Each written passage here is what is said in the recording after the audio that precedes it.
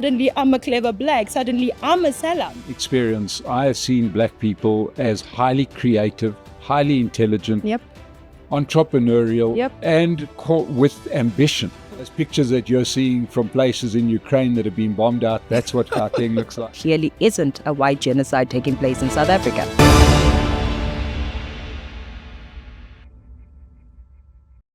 South Africa is definitely changing, and what is changing about South Africa are some of the voices that we're hearing from. And one of the most popular voices on the internet and one of the most requested guests, I have finally got her in the chair, and that is our own citizen concerned, Katlego Moagi. Katlego, welcome at last to the State of the Nation. Finally. Finally, you're Thank here. you so much for the invitation. Yeah, it's great to be here. Yeah, no, it's now just for everybody that's watching. Katlego and I met when we were invited as guests on JJ Tabani's show on ETV ahead of the elections in 2024, where we were debating. I was thinking about it. He had brought us on there to debate an opinion poll, which he didn't believe was accurate because it had the ANC down at 45%. Mm-hmm. And it had the EFF lower, and he was convinced that the pollsters were mistaken or bought or mad or whatever, and he wanted us, basically he was sort of like trying to get us to agree with him that the polls couldn't be right and that the ANC would get a majority. Mm-hmm. And you and I immediately ganged up and said, absolutely, we believe in the polls. And a lot's happened since then because we've had a whole change of political mood in South Africa. Mm-hmm. But that's not our only connection. No. We've got a connection that nobody else knows, and that is that Katlego and I attended the same high school, and that's Sir John Adamson in the south of Johannesburg. Mm-hmm. The difference is that I went there just before the Rinderpest, and Katlego went there in the 21st century. So here we are. How ironic is that? So Katlego, let's talk about Katlego. I want to know, you started your Citizen Concerned channel, which has done so well, shot through the 100,000 subscriber mark, sitting at 100 and? Around 127, 28,000. That is fantastic. And you do a lot of analysis of the news. And you've got that wonderful tagline, which we all want to steal. And sometimes I have to catch myself because I want to say, I want to use it. And then I say, no, then everyone's going to know that it's... You are free to use it. Yeah, we should all beware it's such of a the good one. And that is beware of the comrades. Yeah. So let's start off with, why did you get into that? Why did you start doing a podcast? Mm-hmm. So when we started... when I say we, it's always me and my husband, we realized that the country is where we don't want it to be. It's where we don't want our children to grow up in, but we don't want to leave South Africa. And our idea was that let's understand why it's going that direction and try to redirect it in such a way that we will be proud of being in South Africa. We will be happy that our children will be brought up in South Africa. And we understood, I'd say we understood that most of the South Africans have given up. Most South Africans are saying democracy doesn't work. South Africa is, it's over for South Africa. But the reality was that democracy does work, but it's just not working in the direction that we wanted to go because we are not doing the work that needs to be done. We realized that 1994 arrived, people were given the right to vote, but before 1994, nobody really took time to educate mainly non-white people to say, this is how you vote, this is what you look for in a candidate, this is a track record, this is what works, makes a nation work, and all of those type of things. And 1994 has come. From 1994 to 2024, we just expected people to vote in a wise way, in a noble way, in a way that is going to lead us to success. But nobody took time to show them how to do it.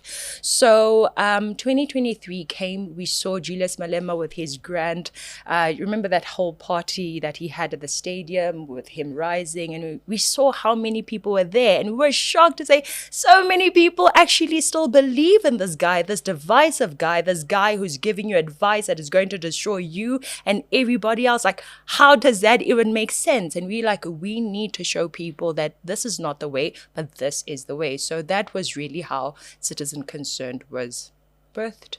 Well, fantastic. I just need to correct you on one thing. When you say that it's only, let's use that term, non-white people that weren't educated in voting, I want to extend that to the whole country, because I've lived under 2 nationalist governments, and they're identical.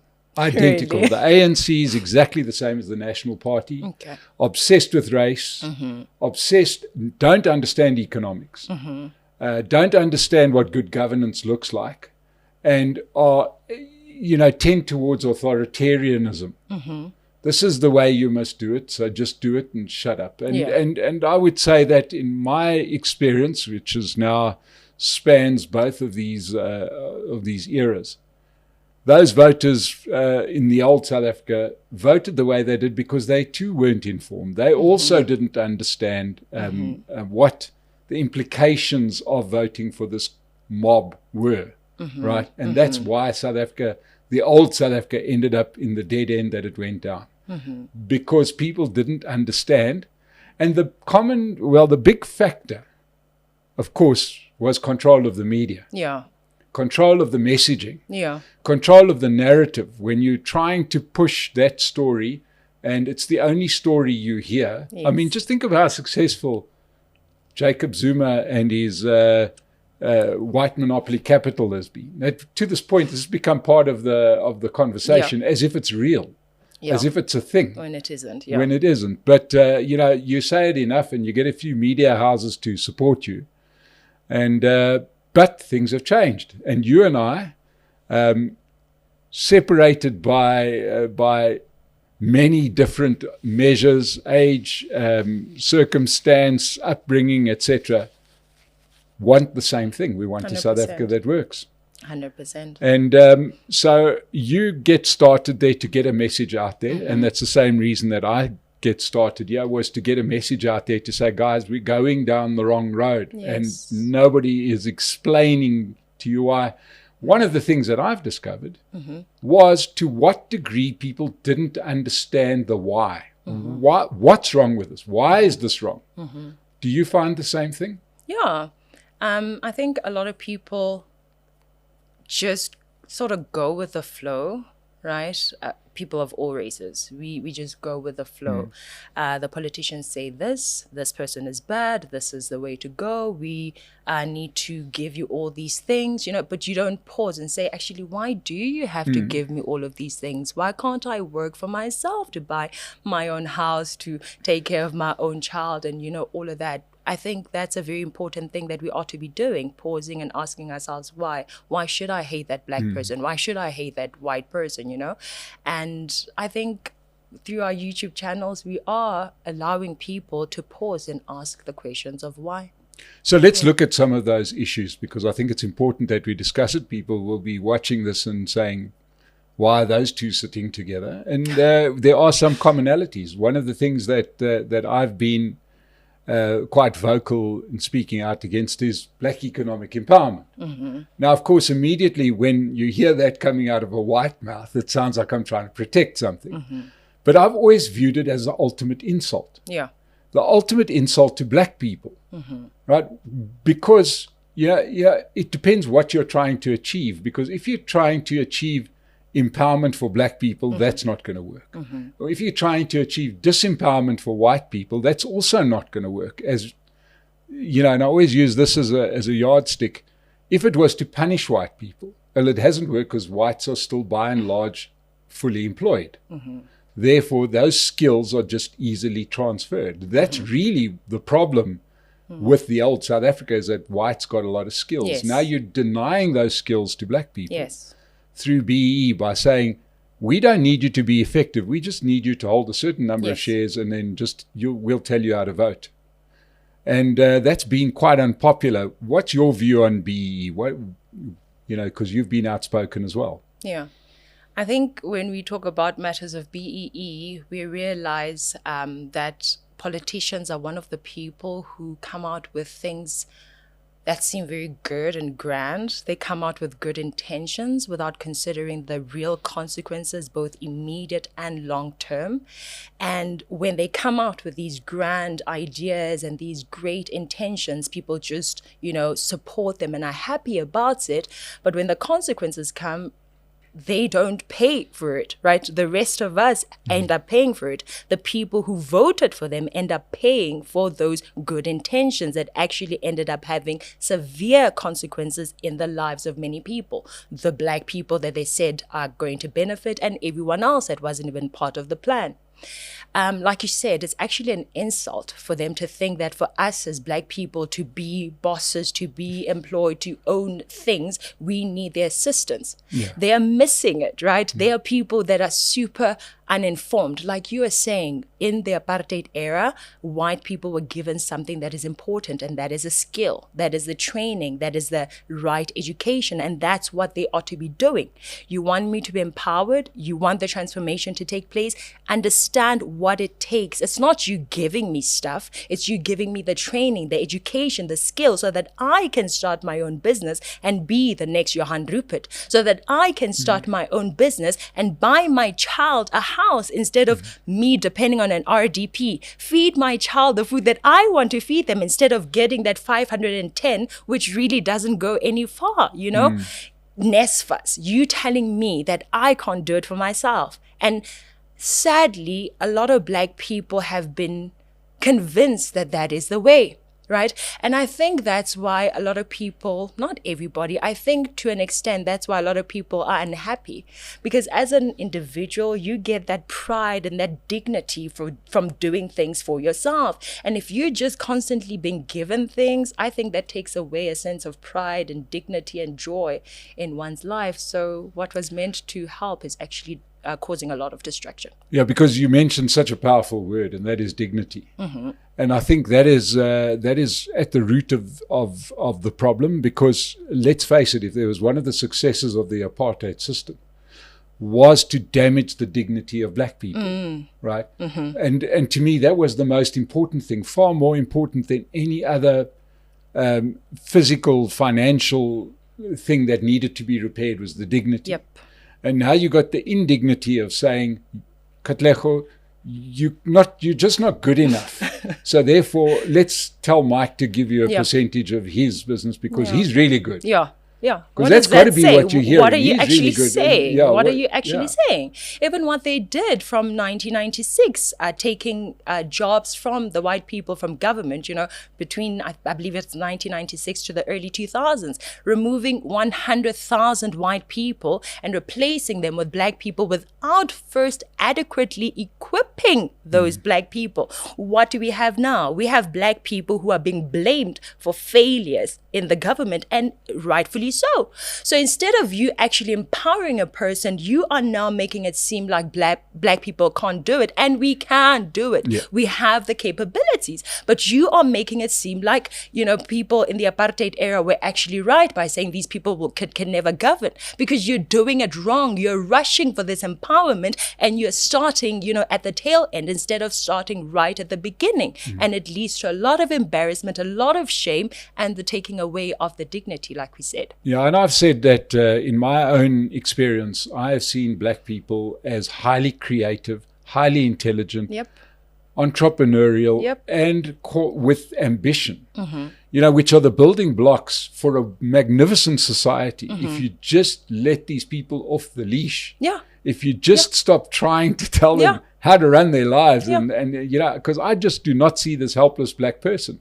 No. I don't. Especially amongst younger Black people, in my business, I've never had that problem. In actual fact, I'm sitting there in awe of the skills, and I'm thinking, my dear Lord, look at what's sitting in Parliament compared to what's out here. And you're trying to tell me that these people aren't capable enough when they are.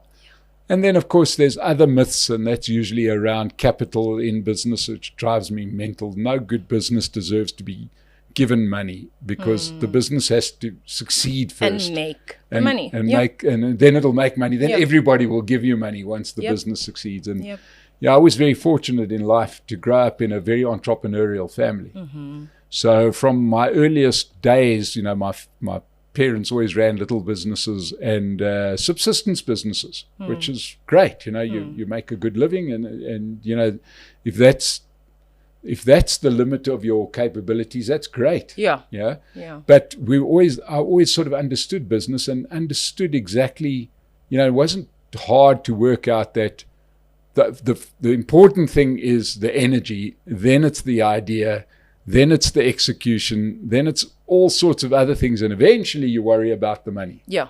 And that's why every business success story that you read about is, this guy started it in his garage or whatever it is. It's not a story of, well, I got $1 billion and then I started it. Then I said, well, what are we going to do with all of this money? It doesn't work that way. It works the other way around. Let's talk about some of the other stuff that because obviously we monitor the politics closely, both you and I, and we said we met at JJ Tabani's show where we were discussing. We were very close to the elections. The oddest thing happened when the ANC lost their majority, is that they went kind of revolutionary on us. So they get into the GNU with the DA, ostensibly because that's going to help business. But then pass a whole lot of legislation which was more at home in the EFF, one would imagine. Expropriation, what are your thoughts?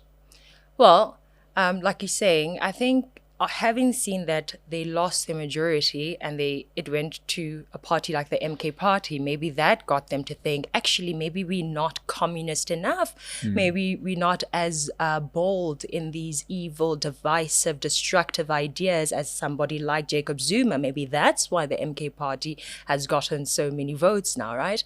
And they've gone full, they're going further and further in their destructive ideas. And it's very important for the people to realize. I know that it's easy for one without a house today, one without land today, one without property today to say, yeah, let's support the expropriation without compensation. But if you are a proper human being, you are aspiring to own it in the next 5, 10, 15 years. And you should think that, yes, today they might be taking from Mike, but tomorrow they might be taking from you as Sipho. And another key thing is, most of the time, I think when we think expropriation without compensation, we limit it to land, but property is not just land. If this government deems it fit that your car, which is property, is good for the good of the public, they can do it. If they say your corner house here is great for us, we can build a road here, they can take it. And what's worse is they have clearly said without compensation. And President Cyril Ramaphosa might not do it in his term. Whoever comes after him might not do it in their term, but God forbid, Jacob Zuma might come back and he will do it very happily. Your children may be the ones that suffer because you were supporting this nonsensical act. I think with the expropriation without compensation, it's very important for people to realize that from 1995 to 1996, the ANC had it in their power to expropriate land and give it to all black people that have a rightful claim. And they have failed to do that. I've mentioned before that my family had a rightful claim in Valmont-Stal. And we went and they said, yes, actually, you can go there. After we've planned to say, this is how we're going to divide the land and use it, we realized that people who didn't even belong in Valmont-Stal were given the land by ANC cadres.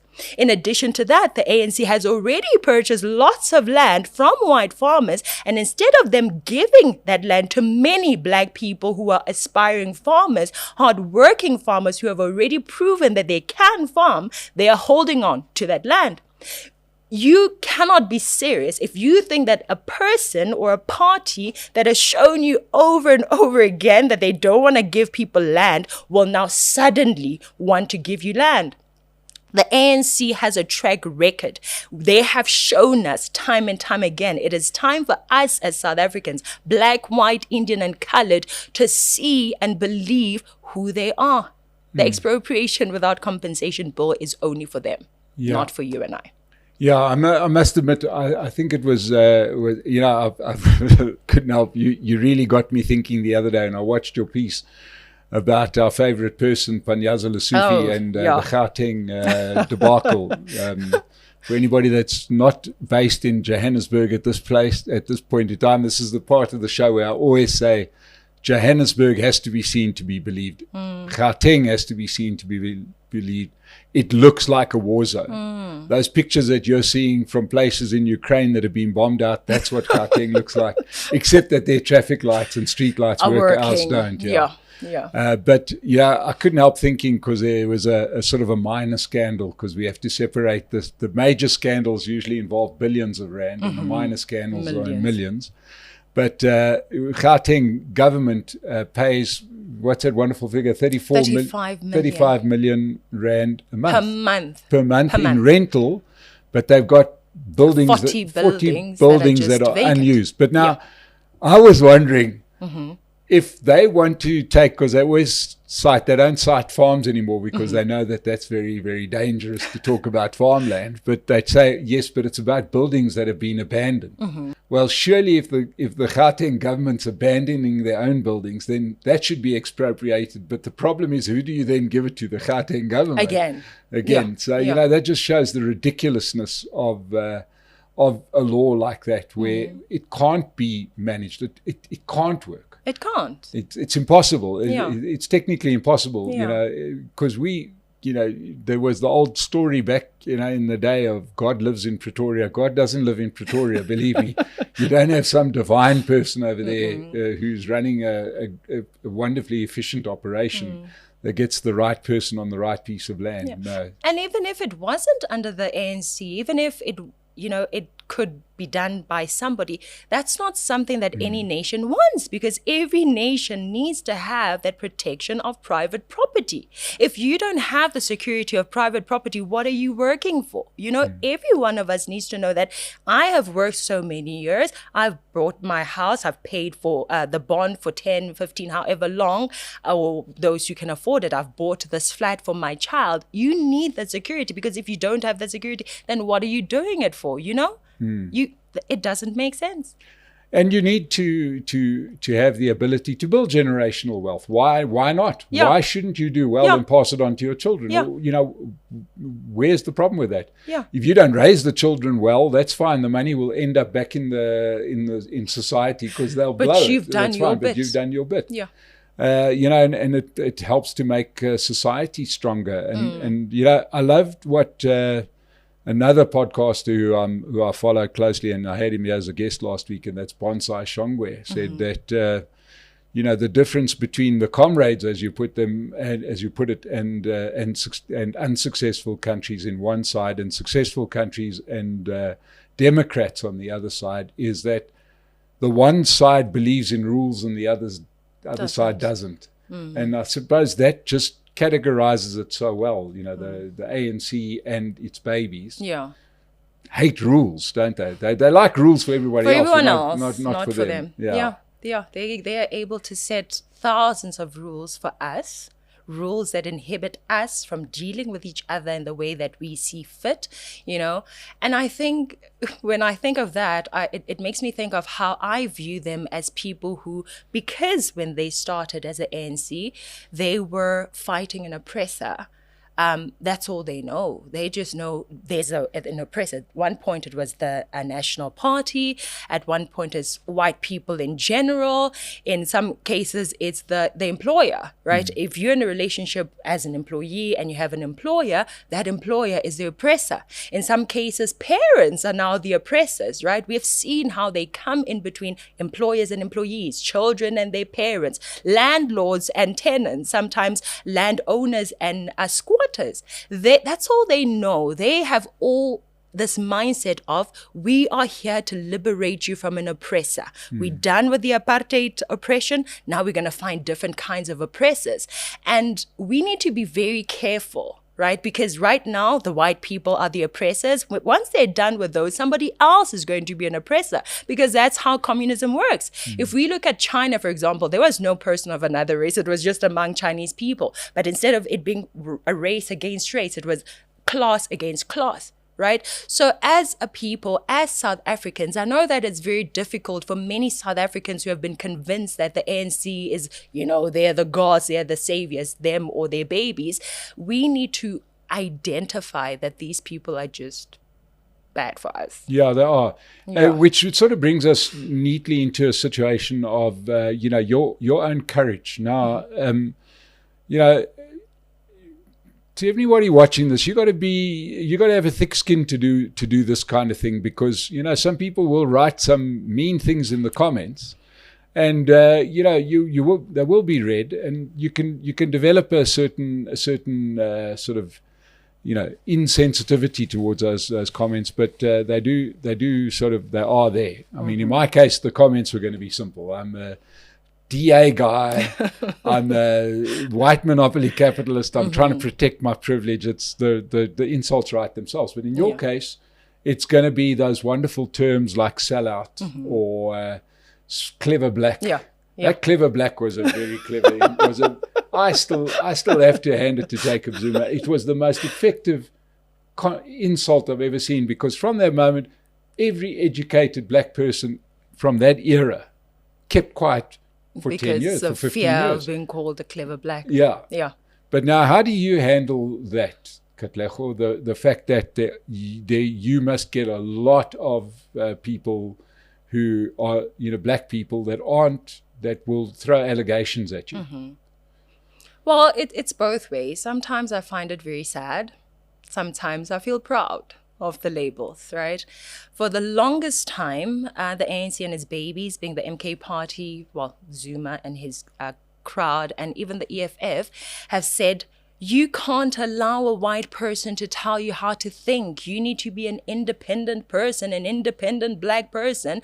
And then when you take the time to say, okay, I'm going to be an independent black person, and I'm going to do my independent research and really understand how history has worked, how South Africa works, how all of these things work, economy, politics, and everything. And once I do what you have told me to do, suddenly I'm a clever black, suddenly I'm a sellout. So basically you are telling me that I should think for myself, except when it means thinking for myself means I'm against you. Yeah. Except when it means that thinking for myself means that I have identified that you are dangerous, you are divisive, you are racist, and you should never be voted for. Then I should stop thinking for myself. Basically, you are saying, think in this box. This box that I have given you is how you ought to think. And then if you don't do that, then you're a clever black. So that makes me proud, because it shows me that actually I'm not going with the flow like a dead fish. I am an independent person, as God Almighty created all of us to be, and it's okay. It makes me sad when people in the comment section start talking like that, when I realize that actually I'm trying to help. Right? I'm just I didn't know all of this. And when I found out, I'm like, I need to share it with every single person, right? Because I didn't do history in school. And what did we do? HSS. We just learned about Hiroshima and Nagasaki and very few things.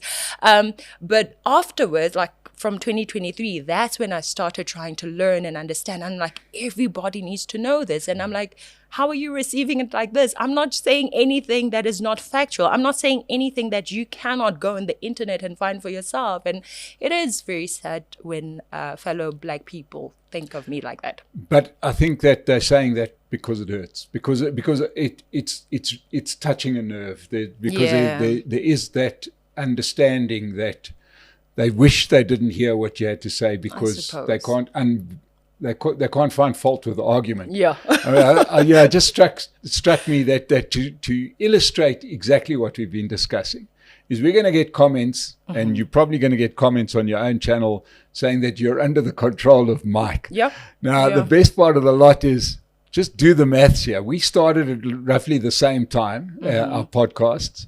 You have been... yours has got 50% more subscribers than mine. If anybody's listening to anybody, she's way more successful than me. Believe me, she doesn't need my my advice on anything. She's doing just pretty damn well by herself. So Katlego, the big news over the last couple of weeks has been the ill-fated trip to the US by President Ramaphosa. And as a patriotic South African, what did you make of what went on in the White House? Firstly, I was glad that that meeting finally happened because honestly, I'm sick and tired of all the allegations of a white genocide taking place in South Africa when there clearly isn't a white genocide taking place in South Africa. So I'm happy that it happened. I'm happy it didn't go as bad as we all know it could have gone, considering Trump and his demeanor and how he behaves. I am unfortunately not satisfied with how it wasn't, to my satisfaction, made clear that there is no white genocide in South Africa. I'm very happy with what was shared by some of the people that spoke, from John Steenhuisen and Johan Rupert. I'm glad that they came out and said the problem that we have is a crime problem. And I've made a video regarding that to say there is a crime problem in South Africa and it affects every single one of us. I am not neglecting the fact that there are certain people who commit crimes based on race. We have people like that. There are people who will attack you, Mike, because you are white. There are people who will attack a farmer because they feel like the farmer has what they don't have. But that is not that does not mean that there is a white genocide in South Africa. We need to acknowledge the fact that by virtue of farms being in the outskirts, by virtue of farms being far away from the city, from a lot of people, from the police, they are, if I was a criminal, I would probably attack people that are further, you know? And yes, I don't like what I see. I don't like the fact that they are being murdered. I don't like the fact that some of it is super brutal, but there still is no white genocide. I'm very happy that they mentioned Julius Malema. Yes, it was embarrassing, but I'm very happy with that whole show that took place because I hope that because of what has happened, something will finally be done about Julius Malema. This excuse that the Kill the Boer, Kill the Farmer song is being sung because it's part of our heritage or our history, that is nonsense. That is rubbish. Because bit by bit, hearing it every single day, that is desensitizing certain people from the idea of killing a Boer or killing a farmer. That is rubbish. We cannot ignore the effect that that is having in the lives of people. Right? And hopefully something will be done. Something needs to be done. We need to stand up. If the government is not going to stand up, we together as the citizens need to say that this is wrong. Just imagine if white people started singing some songs that the National Party had. I don't know the songs, but if they started singing those songs, I know that a big story was going to be on the news every single day. But every time Julius Malema sings that song, there's some or other excuse of, nah, he doesn't really mean it. The fact is, Julius Malema is one of those people who do mean to kill white people, in my opinion. He has said it over and over about slitting throats and all of that. The evidence is there regarding him, and he has a huge following. We cannot ignore that. He's a dangerous guy. He's a divisive guy. He's a guy that should be removed from even the ballot if it was possible. And that song needs to be dealt with. Yeah, well, it was dealt with in Cyril Ramaphosa's unique fashion where he said it's fine, it is just a cultural song, but yet the old South African flag was banned because that was now meant to be an incitement to something. I'd still not remember sure how Panyaza was having a big cry and story regarding the orange and blue when many people were fighting against or protesting against the Bill of Bill, and he was like, "Oh, orange and blue, that's a sign of they're taking us back," and all of that. That was the fact that he could do that, but kill the Boer is something else. It just shows their hypocrisy and the double standards. And we need to come to a place, if we are ever going to realize a rainbow nation, we need to stop with the double standards, which BEE is one of those. Now, you mentioned something in there that I think is where I think we should go, and that is taking back the power. Right, because this is what you and I have started. We've started the revolution, people. The movement has started.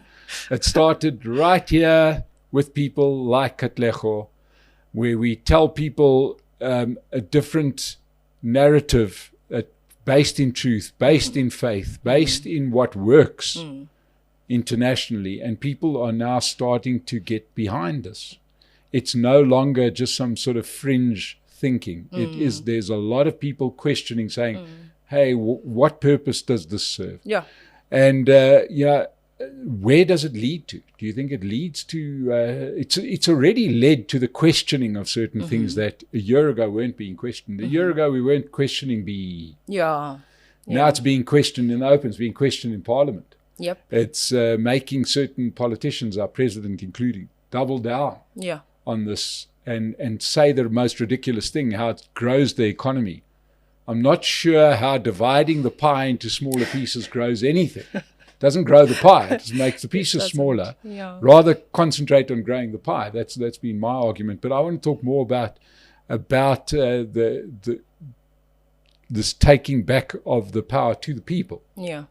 Are you finding a lot of people that are being persuaded by what you have to say? I think a lot of people are being persuaded, but not enough, which is one of the reasons why I have not been able to come here as soon as as you've been inviting.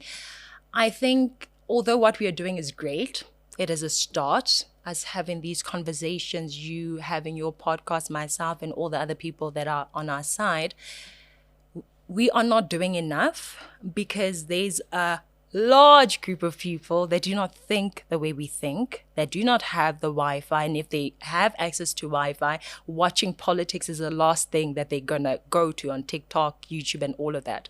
So I think for us to push this movement, to give power to the people, we need to go to the ground. We need to go to that Kwamashu, that Guatema, to the townships, to the informal settlements, to the schools, high schools and universities, and actually talk to the people. What do you think about BEE? Have you considered this? Have you considered that? Because if we're just going to leave it here, 2026 and 2029, there are many people who have not yet watched our content who are still going to vote in the same way.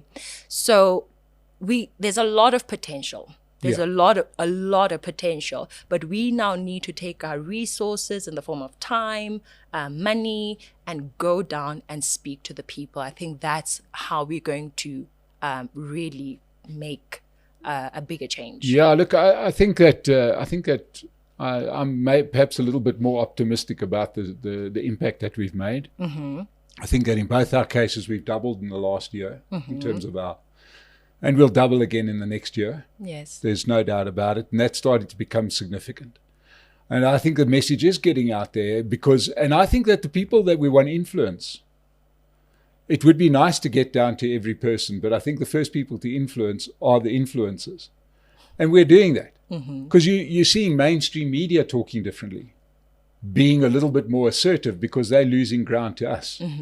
Yeah, I'm seeing some television interviews that are pretty hard. They wouldn't be out of place on your platform or mine, and you want to say, a year ago you couldn't ask this minister a question that wasn't sir, Mr., madam, whatever you say, we'll accept your lousy answer. Yeah.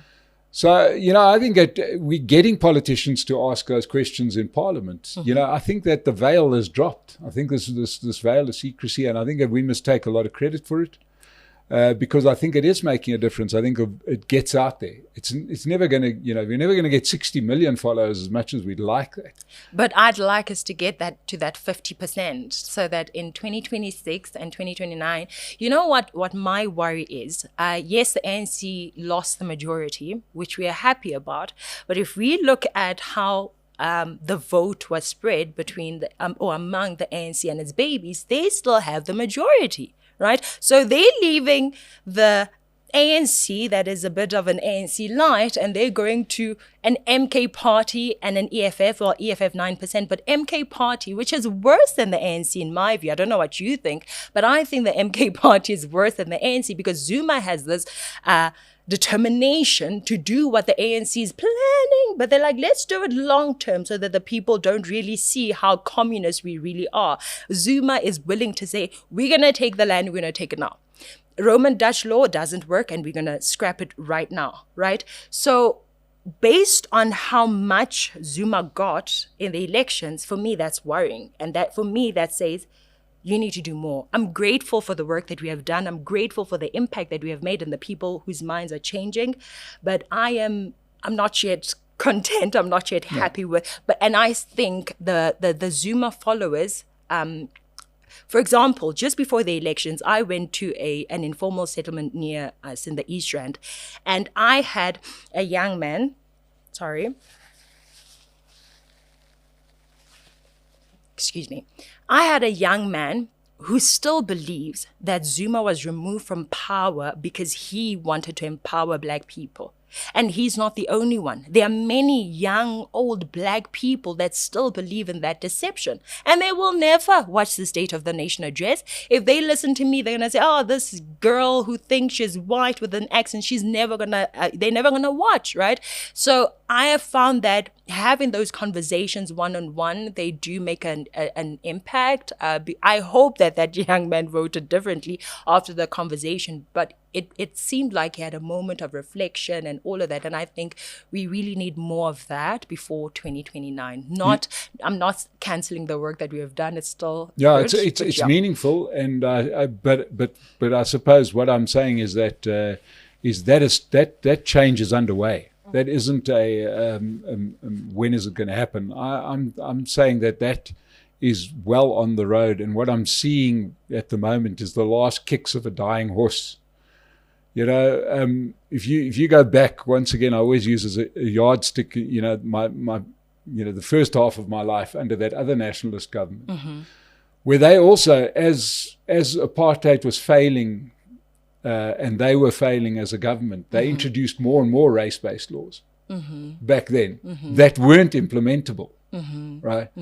I mean, they really, and there were radicals saying, no, you must do it harder. Okay. And but you're swimming against the tide. Obviously, the concern is what is the global tide, but you know, at the moment, I think that the tide is going to be away from discrimination in its broadest sense in the world. That's, you know, even that started before Donald Trump came to power, and I think it's going to carry on afterwards. I think that we've seen the end of that. So I am optimistic, you know, that this, because, you know, sometimes you first got to stop the onslaught, and then we got to worry about the reversal next, you know. But I think we stopped the onslaught. I think the madness is looking pretty mad. You know, and I think that the elections last year showed me something. And I think that there's a lot of people up for grabs, and listening to people like you is going to help to make South Africa the kind of South Africa that we spoke about at the start. But Katlego, thank you so much for coming in here. I know it's been hard for us to get this together, and we finally did, and it was almost taken away from us at the last minute because of a mechanical problem. But here we are. Katlego Moagi, thank you so much. If you haven't watched Citizen Concert, well, look, you probably have, but watch it anyway. And if you haven't subscribed to her channel, subscribe. And if you haven't subscribed to this channel, you better do that as well. But really, the movement is on its way with people like yourself. I'm just a very, very grateful fellow traveler. Thank you so much for the work you do. To everybody out there, go and support Pace Car Rental. Rent a car from them, use our code SONA, S-O-N-A, get a discount when you book online. Subscribe to both of our channels. And Katlego, thank you for joining us on the State of the Nation. Thank you, Mike. Thanks. Appreciate it. Every business needs a world-class video to show to your clients and prospective clients. When the Stream-In team isn't filming the State of the Nation, they are producing those world-class videos for companies just like yours. They have got all of the equipment, drones, microphones, whatever you need, and the technical know-how to film a proper video for your company. Visit their website.